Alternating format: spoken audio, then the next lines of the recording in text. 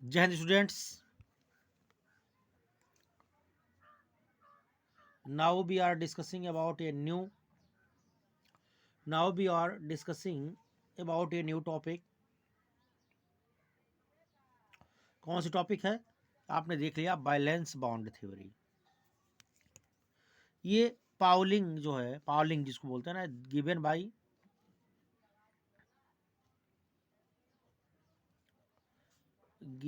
Bye Pauling,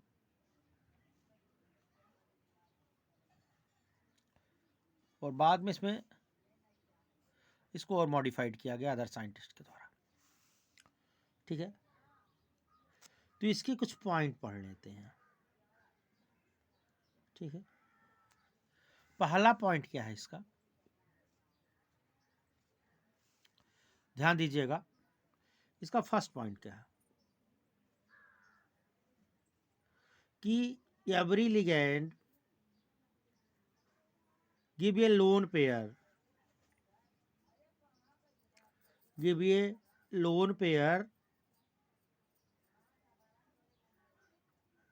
ठीक है, to central metal item. यानी कि बोलते हैं every ligand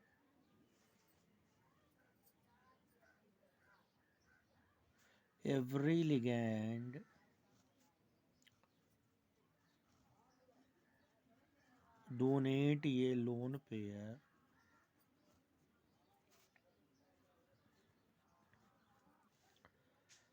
pair to central metal atom. Every ligand donate a lone pair to CMA, central metal atom या central metal ion, दोनों बोल सकते हो।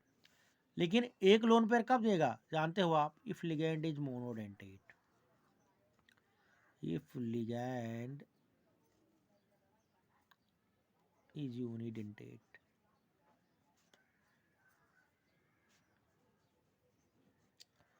अगर यूनिडेंटेट लिगेंड है तो सेंट्रल मेटल आइटम को एक लोन पेयर डोनेट करेगा। आया समझ में? अगर यूनिडेंटेट लिगेंड है तो सेंट्रल मेटल आइटम को क्या करेगा? एक लोन पेयर डोनेट करेगा। ठीक है,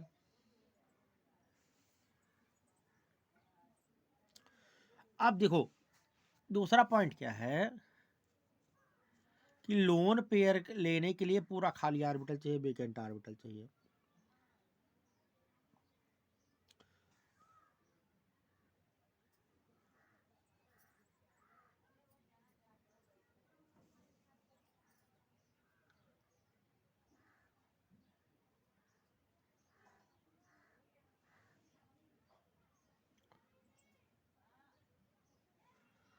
तो हर मेटल के अंदर उतना वेकेंट ऑर्बिटल होना चाहिए जितना कि लोन पेयर वो एक्सेप्ट कर रहा है। ठीक है, लिख सकते हो आप ई मेटल्स है ये lone pair of electron, sorry vacant orbital. Metals के पास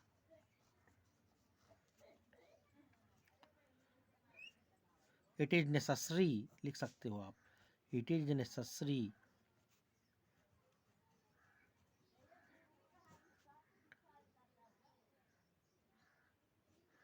it is necessary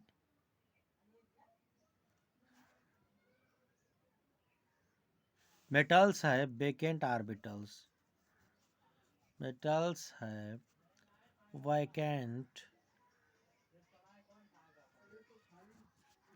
orbitals,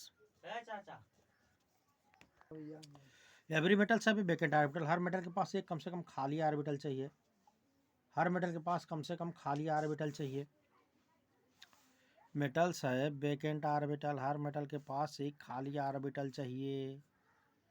एक नहीं चाहिए, कितना चाहिए? According to their coordination number, according to their coordination number समझ लो।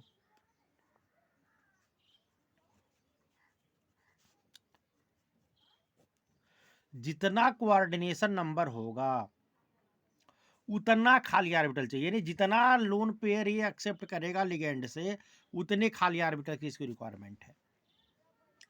ठीक है,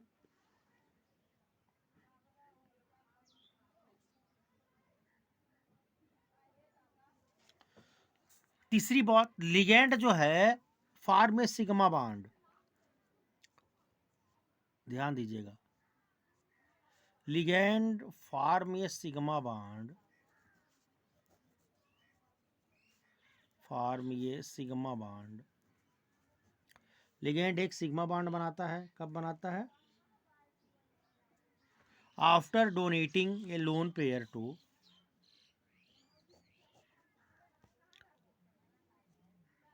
by bond by donating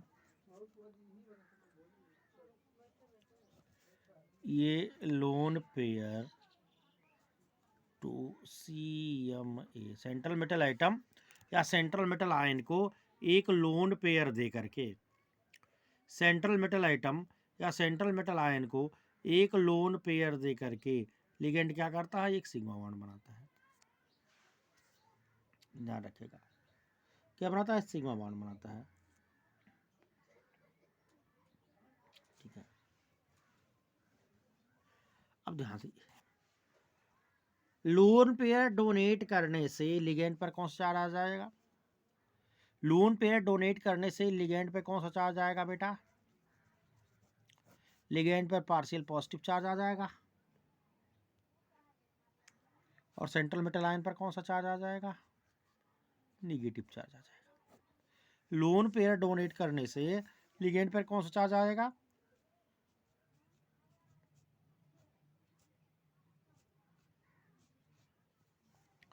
lone pair donate करने से लिगेंड पर पॉजिटिव चार्ज आ जाएगा और सेंट्रल मेटल आयन पर कौन सा चार्ज आ जाएगा? निगेटिव चार्ज आ जाएगा, क्योंकि वो इलेक्ट्रॉन ले रहा है, ध्यान रखिए, और लिगेंड इलेक्ट्रॉन दे रहा है।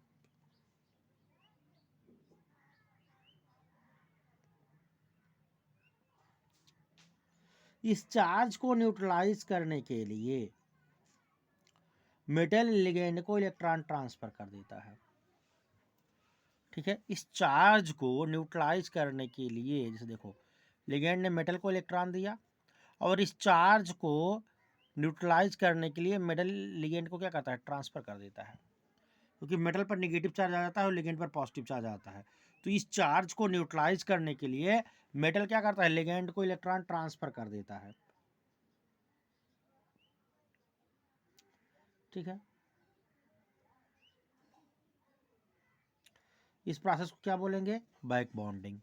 ये कौन सी प्रोसेस हो गई बेटा? जब मेटल लिगेंड को इलेक्ट्रॉन वापस ट्रांसफर किया, इसको क्या बोलोगे आप? Back bonding. तो यहाँ क्या हो गई? बैक बॉन्डिंग हो गई। ये बैक बॉन्डिंग क्या करेगा?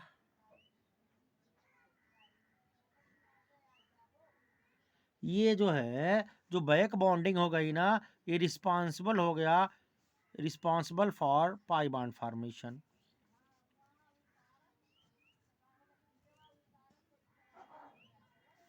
बल फॉर पाई बॉन्ड फॉर्मेशन।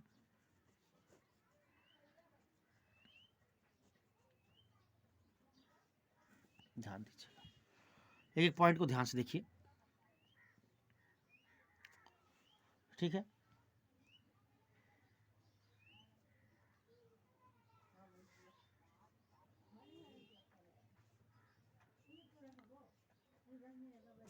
तो ये थ्योरी जो है कॉम्प्लेक्स के,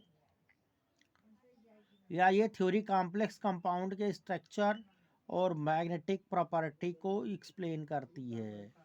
तो ये जो बैक बॉन्डिंग है किसके लिए होगी? बैक बॉन्डिंग थ्योरी किसकी करती है? It helps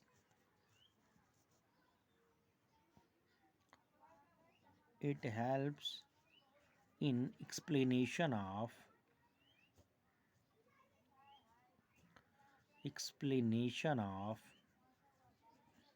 it helps in explanation of magnetic property and structure of complex या coordination compound. Explanation of magnetic property magnetic behaviour,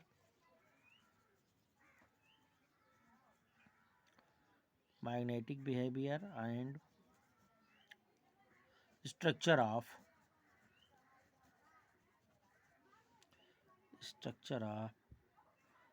coordination compounds.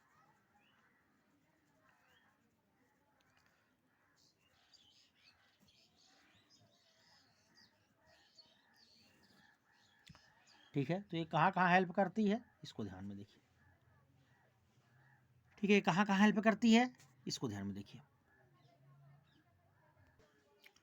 देखिए सबसे पहले क्या है, पालिंग ने इसको दिया, बाद में स्लेटर वगैरह अदर साइंटिस्ट ने क्या क्या इसको और मॉडिफाइड कर दिया। इस बताती क्या है बीबीटी की हर लिगेंड सेंट्रल मेटल आयन या आइटम को एक लोन पेयर डोनेट करता है अगर वो यूनिडेंटेट है, क्योंकि बाइडेंटेट होगा तो 2 लोन पेयर डोनेट करेगा, ट्राइडेंटेट होगा तो 3 लोन, पॉलीडेंटेट में आ जाएगा अगर तो बाई 2 कर सकता है, ट्राई 3 कर सकता है, टेट्रा 4 कर सकता है, हेक्सा 6 कर सकता है। लेकिन अगर मोनोडेंटेट लिगेंड है तो 1 लोन पेयर डोनेट करेगा। अब लोन पेयर लेने के लिए हाफ फील्ड ऑर्बिटल चाहिए नहीं, 2 इलेक्ट्रॉन है। लोन पेयर एक्सेप्ट करने के लिए आपको पूरा फुल फील्ड ऑर्बिटल की रिक्वायरमेंट है। तो हर आइटम के पास उतने वेकेंट ऑर्बिटल होने चाहिए जितना वो लोन पेयर एक्सेप्ट कर रहा है। हर सेंट्रल मेटल आयन के पास उतने लोन पेयर इलेक्ट्रॉन होने उतने खाली ऑर्बिटल होने चाहिए, कंप्लीट वेकेंट ऑर्बिटल, उतने कंप्लीट ऑर्बिटल वेकेंट ऑर्बिटल होने चाहिए जितना कि वो लोन पेयर एक्सेप्ट कर रहा है। जितना वो लोन पेयर एक्सेप्ट कर रहा है उतना कंप्लीटली वेकेंट ऑर्बिटल होना चाहिए हर सेंट्रल मेटल आयन के पास। ठीक है, तभी तो वो लोन पेयर को एक्सेप्ट कर पाएगा। अब तीसरी कहानी आई है कि लिगेंड जो है लोन पेयर डोनेट करता है जब सीएमए को, तो वो सिग्मा बॉन्ड बनाता है। लिगेंड जब सीएमए को लोन पेयर डोनेट करता है तो सिग्मा बॉन्ड बनाता है। क्या बनाता है, लिगेंड जब सीएमए को लोन पेयर डोनेट करता है तो सिग्मा बॉन्ड बनाता है। ठीक है, अब ये क्या करता है लिगेंड, अगर लोन पेयर डोनेट कर रहा है सीएमए को तो क्या बना रहा है, सिग्मा बॉन्ड बना रहा है। अब सोचो लोन पेयर अगर लिगेंड ने डोनेट किया तो उस पर पॉजिटिव चार्ज आ जाएगा पार्शियली या कंप्लीटली, अगर पूरा डोनेट करा लेकिन कंप्लीट नहीं होता, यहाँ पार्शियल पॉजिटिव चार्ज आ जाएगा लिगेंड पर, और सीएमए पर आ जाएगा सेंट्रल मेटल आइटम पर पॉजिटिव चार्ज नहीं आकर के निगेटिव चार्ज आ जाएगा। ध्यान रखिएगा, लिगेंड लोन पे डोनेट कर रहा है तो उस पर उतना पॉजिटिव चार्ज आ जाएगा और सेंट्रल मेटल आइटम पर उतना निगेटिव चार्ज आ जाएगा। आगे समझ में। अब ऐसे अवस्था में पॉजिटिव और नेगेटिव चार्ज को न्यूट्रल करने के लिए, न्यूट्रलाइजेशन के लिए मेटल क्या करेगा, जो लोन पेयर लिया है ना लिगेंड से, वो लिगेंड को ट्रांसफर कर देगा। जो लोन पेयर लिगेंड से लिया है वो लिगेंड लोन पेयर को ट्रांसफर करेगा, जिसकी वजह से क्या हो जाएगी, बैक बॉन्डिंग हो जाएगी। मेटल ने जो लिगेंड ने जो इलेक्ट्रॉन मेटल को दिया उसकी वजह से लिगेंड पर पॉजिटिव चार्ज और मेटल पर नेगेटिव चार्ज आ गया। उस नेगेटिव चार्ज को न्यूट्रल करने के लिए मेटल क्या करेगा, उस नेगेटिव चार्ज को न्यूट्रल करने के लिए मेटल क्या करेगा, इलेक्ट्रॉन वापस लिगेंड को देगा, बैक बॉन्डिंग करेगा, जिससे पाई बॉन्ड का फॉर्मेशन हो जाता है। ये पाई बॉन्ड के फॉर्मेशन के लिए बैक बॉन्डिंग रिस्पॉन्सिबल होता है, बैक बॉन्डिंग की वजह से। और ये बैक बॉन्डिंग जो है क्या करती है, जो है सेंट्रल मेटल आइटम के मैग्नेटिक प्रॉपर्टी कोऑर्डिनेशन कंपाउंड की मैग्नेटिक बिहेवियर और उसके स्ट्रक्चर को एक्सप्लेन करवाती है। ये था आपका बैलेंस बॉन्ड थ्योरी। ठीक है, अब इसके कुछ हम एग्जाम्पल देखते हैं।